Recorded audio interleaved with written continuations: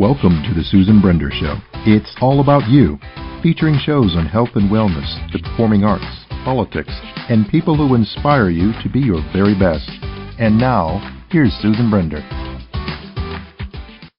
I'm Susan Brender, and this is the Susan Brender Show. Today my guest is Maureen Francisco. She's the co-owner of Northwest Productions that produces red carpet events, reality programming, live shows such as the Only State Pageant qualifies to Miss USA and Miss Teen USA for Idaho, Montana, Oregon, and Washington. I want to welcome to my show Maureen Francisco.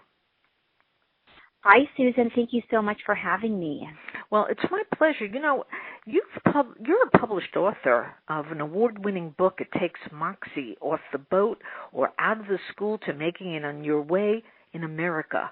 Tell our audience all about that book.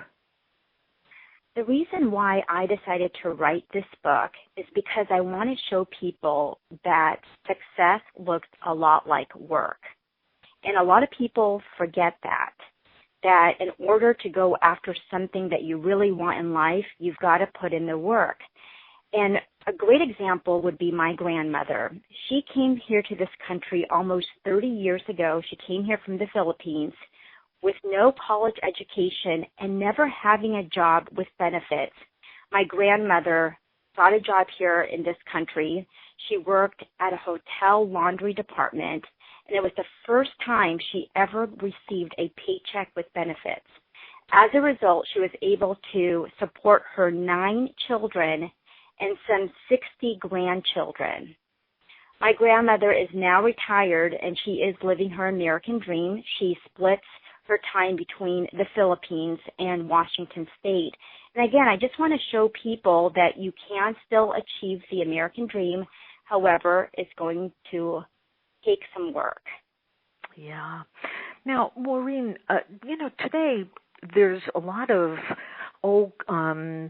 problems with people who are coming, immigrants who are coming to this country, because the idea of bringing immigrants to our nation is that they love it and that they want to study and that they want to learn to get a profession.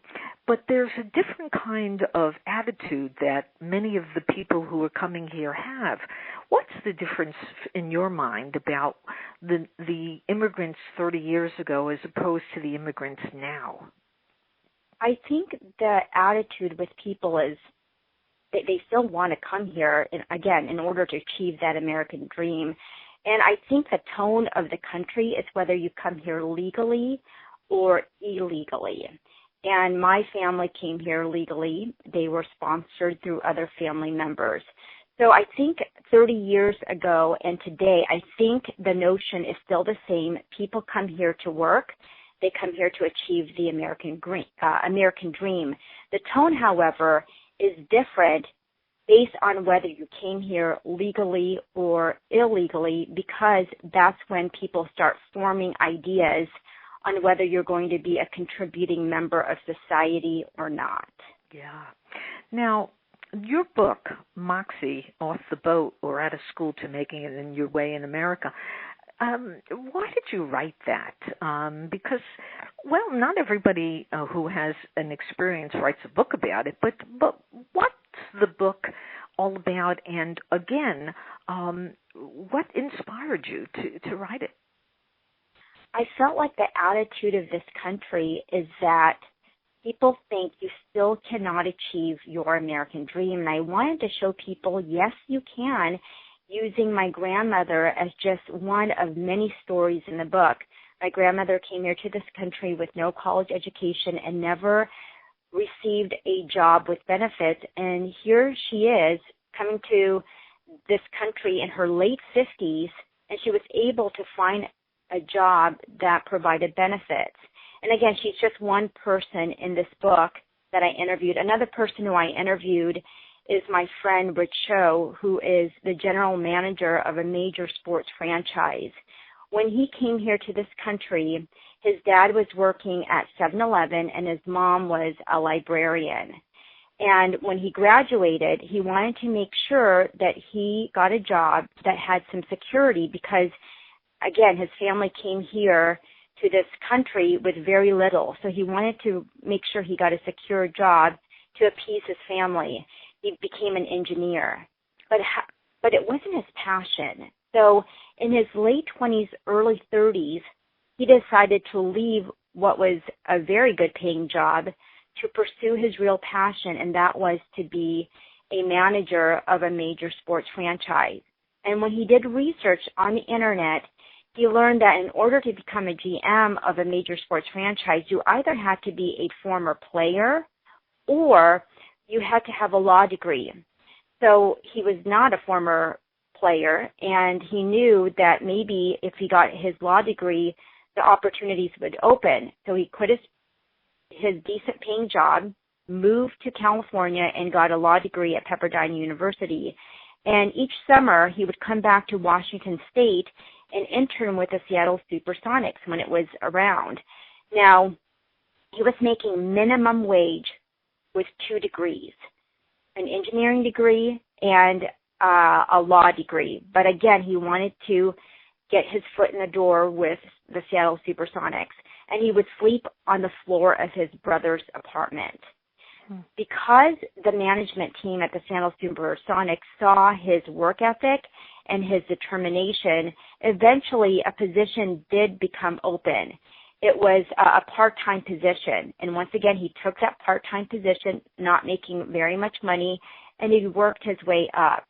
Eventually, the Portland Trailblazers tapped him to be a general manager there, and he was the first Asian American in this country to be a GM of a major sports franchise. And now he works for Michael Jordan's team with the Charlotte Hornets, which was the Charlotte Bobcats. So again, you can achieve your American dream with a little bit of work, and that's what people have to remember. You've got to put in the work.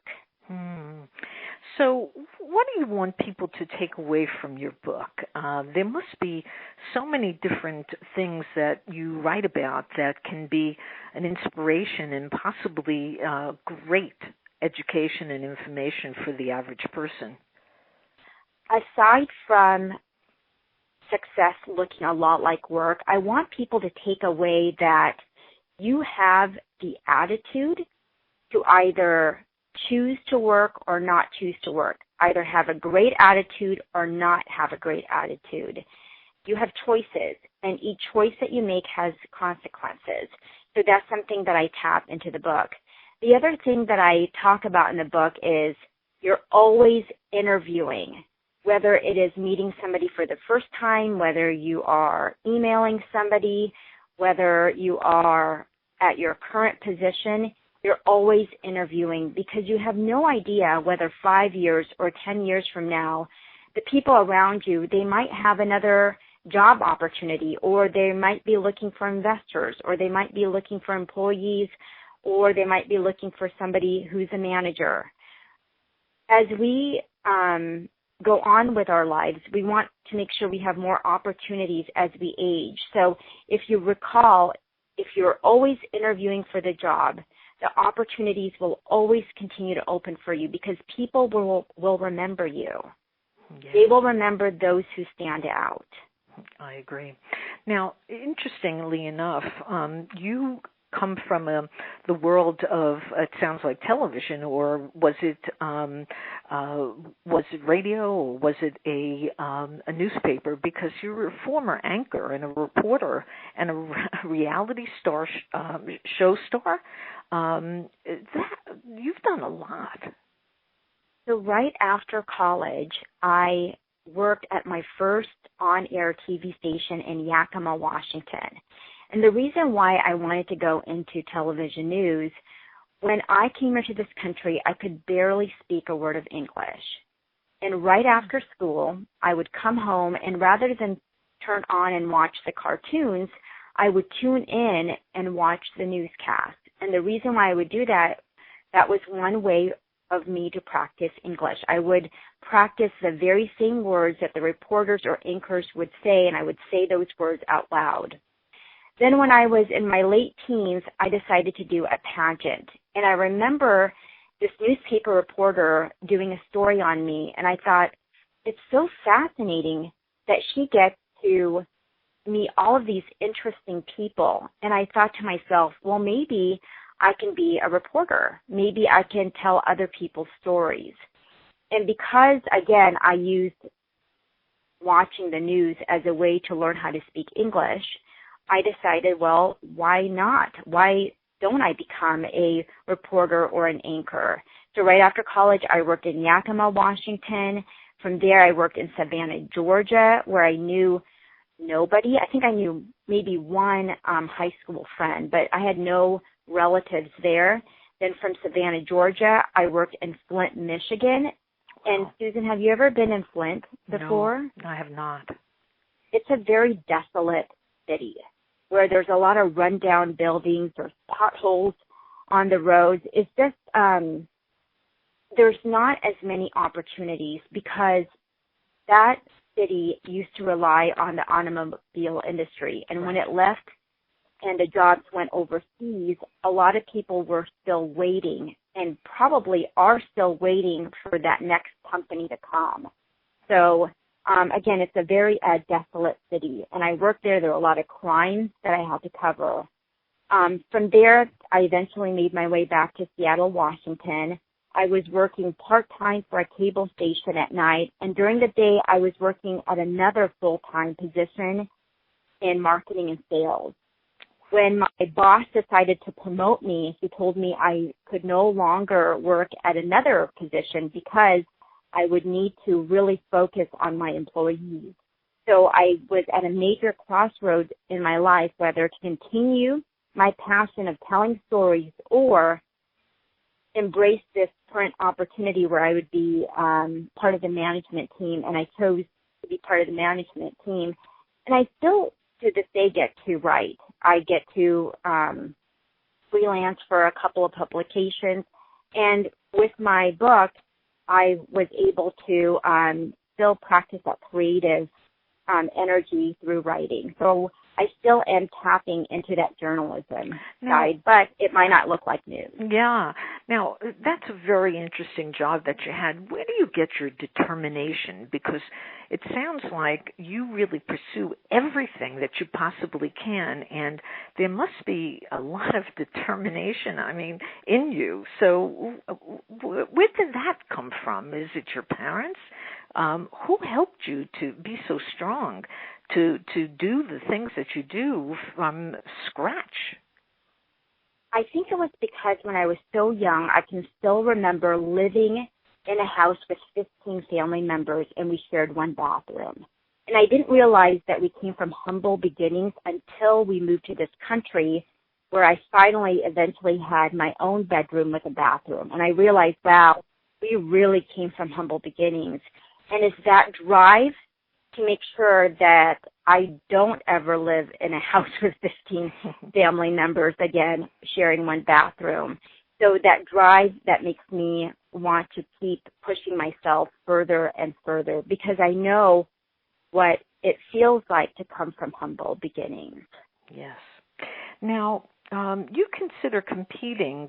Well, let me change the question. How did you get involved with pageants, specifically the Miss Universe organization? And there's a lot of controversy around that. So tell me, first of all, how you got involved and whether you think that different kinds of competitions like the Miss Universe organization is doing the right thing. I first competed in a pageant. My first one and only one was when I was 17, 18 years old. And I did it to improve my public speaking skills and to network. And that pageant taught me a lot. A couple of years ago, I interviewed somebody for my book who is the state director of Miss Washington USA and Miss Washington Teen USA, along with Idaho. He's the state director who produces the pageant qualifier to Miss USA and Miss Teen USA. And when I interviewed him for my book, I was really fascinated by his story, how he's able to really breathe wisdom into these young women's lives. Well, fast forward a year later, after meeting him, I end up marrying him. And we were in a position in our lives when he was approached by Miss Universe organization to take on the Montana pageant. He asked me, my husband, do you want me to hire somebody just like you, or do you want to work with me? And we just got married, and there was a lot of things mulling over my head because I was working at a startup company, another startup company, and I was just thinking, wow, we're in a new marriage. Do I want to work with my husband where we're going to see each other 24 hours a day, 7 days a week? And I just took that leap of faith and said, you know what, let's do it. So after a couple of weeks having that conversation, I took on the role as being one of the co-executive producer for these pageants. We are now also producing the state pageant qualifier to Miss USA and Miss Teen USA for Oregon. And to answer one of your questions, the controversy and whether the pageant is still relevant, there was a controversy because Donald Trump used to own the Miss Universe organization. He used to own it with NBC Universal. And then they got through what I like to use, a divorce, a bitter divorce. Right. Where Donald ended up buying the shares of NBC Universal. When he was 100% owner, he then sold it to the William Morris Endeavor and IMG organization, which is the largest talent sports management agency in the world.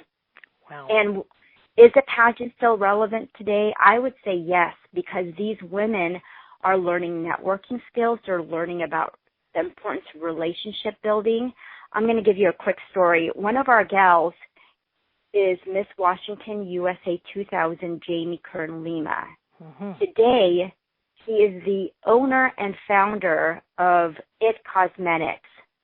And It Cosmetics is the best-selling product at Ulta stores and also on QVC. Her company is now at more than $100 million.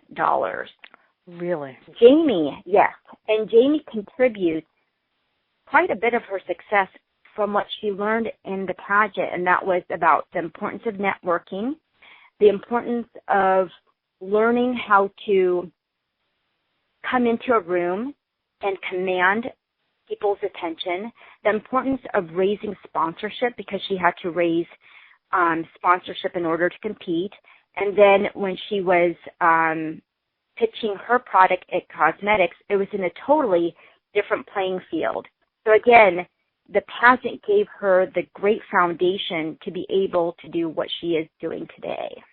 That's very interesting. Now, you see, the reason I said that there's a controversy around some of these pageants is that there are pageants for young and really children, and when there's something like that, it appears or it feels like these young children are taken advantage of, and they're forced to do something that ordinarily they wouldn't do if their parents wouldn't push them. So what do you think of that?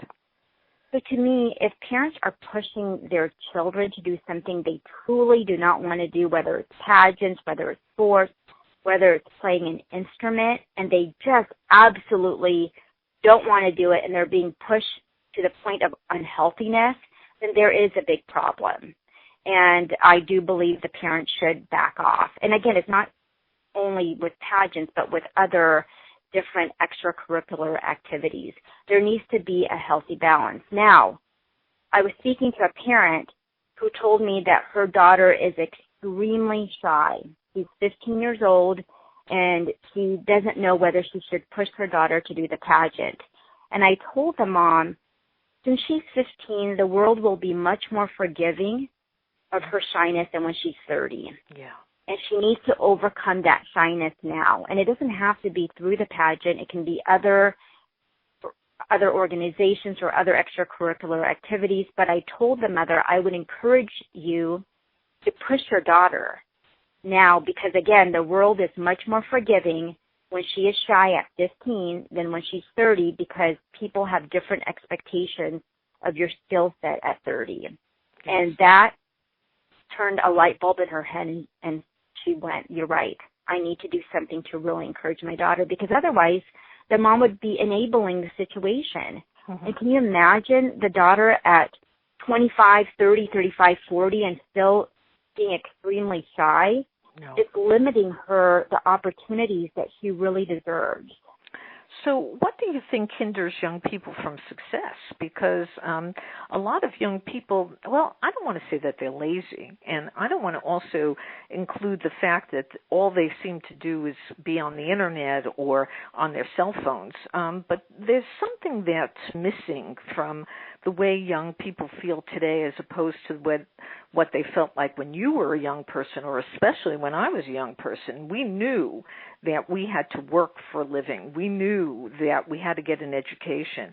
The young people today seem to be very different. Do you agree or not?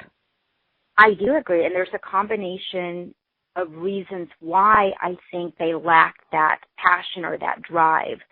One of that reason is fear. They have a fear of failing, and I tell them, you're going to be much more successful when you have a lot of mistakes as opposed to doing absolutely nothing.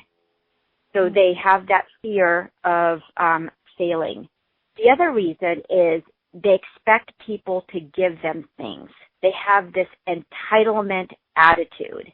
And I tell them, if you have this entitlement attitude, the world will sometimes not give you things that you want. You have to go after things. For example, when I was pitching my book, I received 200 rejection letters before I got that one yes. And if I did not have that hunger or that moxie attitude, I would probably have quit by the 5th rejection letter. But I remember somebody telling me, Maureen, all it takes is one yes. And you just have to keep pitching until you find the right fit and the right audience. And a lot of it also has to do with timing. When I was pitching my book, for some reason, agents didn't see that there was a compelling story, an underdog story of someone achieving that American dream. Like, they just didn't get it. They didn't see it. And I remember there was a basketball player by the name of Jeremy Lin who all of a sudden started to make the news because here's this Asian guy playing in the NBA, and he's doing remarkably well. He was getting a lot of playing time.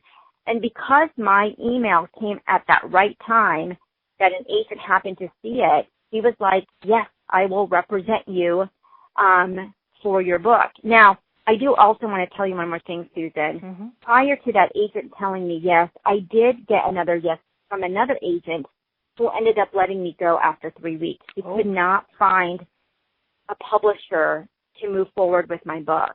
So after 3 weeks after she signed me on, I get another email saying I have to let you go. And that was really heartbreaking. And again, I could have quit because someone can only take so much rejection. But again, that person did not meet me. And when I put something in my mind and my heart, I know it's just going to take work. And I'm not going to give up until I make it happen. Yeah, well, that's very inspirational and extremely exciting to listen to you tell, because you have this determination, as we said, and we feel very strongly that when I meet people who are like you, I feel your success, and I want to congratulate you for being the kind of person you are. Now, let's just talk about one more thing. You're a working mom, and you work with your husband. How's that going for you? If you plan to work with your husband, you need to have excellent communication skills and a sense of humor. That is the advice that I would give to your listeners. And the reason for that is you're going to be talking about business even when you go to bed. And the reason why I say you need to have excellent communication skills, because you don't want to have issues bleeding into your personal lives. You need to learn when to stop talking about business and when it's time to be husband and wife. So again, it takes a lot of excellent communication skills, and you've just got to have a sense of humor. Because if you are not having fun doing it, it's not worth it. And I actually do not recommend a lot of my friends who I've seen the dynamics between their marriage, to work together, because I just know it's going to be much more of a hindrance rather than a blessing. And fortunately, with my husband, we have great communication skills. There's incredible trust, and also the understanding that we're not here to hurt each other. We're here to help each other. Yeah. So what other projects are you working on today? Next month on January 30th, we have an expo coming up. It's called Beauty Brand Believe Expo. It is open to everybody, and the topic is going to be on how do you know if you have a Shark Tank idea. We have somebody who successfully pitched a product on Shark Tank, and he will be there to talk about how do you know if you have a great idea. We have somebody from The Apprentice, Season 3, Alex Thomason. He's going to talk about what does your body language say about you. What people don't know, what they don't say, speaks louder than what they are saying, meaning their body language says a lot about who they are and what they convey to people. We also have Miss USA 2014, Nia Sanchez, who's going to talk about confidence, because we want people to know confidence doesn't come from the outside, it comes from the inside. And again, the event is on January 30th. It's going to be in Redmond, Washington. To register, you just go to beautybrandbelieve.com. It's going to be a great event. I see people as young as 6 years old attending this event, as old as 65. So again, it's going to appeal to a wide audience. Well, that's an understatement. From 6 years old to 60 years old. You mean there are young people who can benefit from this? Yes, and I just wonder what happened if I attended an event like this at 6, and how much further, or just how many more people that I could have met. At 6 years old, this young gal is going to meet somebody who successfully pitched a show on Shark Tank. That's a great contact to have, because one of these days that young girl will think about an idea, a business idea, and she has a great contact person. And what we want to tell the people attending this event in life, it's really all about the relationships you build.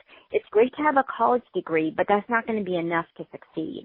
It's all about the contacts and the relationships you build in addition to hard work. Yeah. Well, it's very interesting to hear all the things that you're doing, and I want to thank you for being on my show, because you have a lot of information and education that you're providing our audience. So thank you, Maureen Francisco, for being on the Susan Brender Show. Now, just before we finish, is there anything else that you want to say? Because I always love to give my guests the last word. The best present that you can give somebody is knowledge. And if you're still thinking of a present, there's my book. It's called It Takes Moxie, Off the Boat or Out of School to Making It Your Way in America. And I really believe that it could benefit young people graduating from college, or people who just came to this country, and how they can go about achieving that American dream. Or if you're in a funk, you're trying to figure out, how do I get out of this situation and really improve my life? I believe that this book would be just a great outlet to get some ideas and really just inspire you to go after anything you want in life. Well, it sounds like a great holiday present for all the people out there. So I want to thank you again, Maureen Francisco, for being on my show. Thank you, Susan. Thank you for listening to The Susan Brender Show. To be a guest, email sebrender@yahoo.com.